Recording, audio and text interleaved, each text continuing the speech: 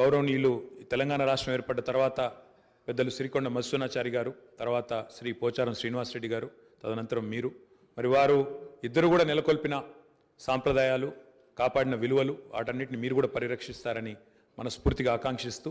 మీ ఉన్నతికి మనస్ఫూర్తిగా అభినందనలు తెలియజేస్తూ, పెద్దలు ముఖ్యమంత్రి గారు, ఉప ముఖ్యమంత్రి గారు, మంత్రివర్యులు కూడా చెప్పినట్టు ఈ సభ అందరి సభ. ఈ సభలో ఉండే ప్రతి సభ్యుడి యొక్క గౌరవాన్ని, ప్రతి సభ్యుడి యొక్క హక్కులను, ముఖ్యంగా ప్రజల తరపున మాట్లాడే ప్రతి నాయకుడి యొక్క, ప్రతి గౌరవ సభ్యుడి యొక్క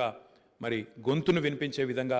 ఆ బాధ్యత మీరు తప్పకుండా సమర్థవంతంగా నిర్వహిస్తారని మనస్ఫూర్తిగా ఆశిస్తూ, మరి ఒక సామాన్య ఎంపీటీసీ పదవి నుంచి ఈరోజు శాసనసభ స్పీకర్గా ఎదిగిన మీ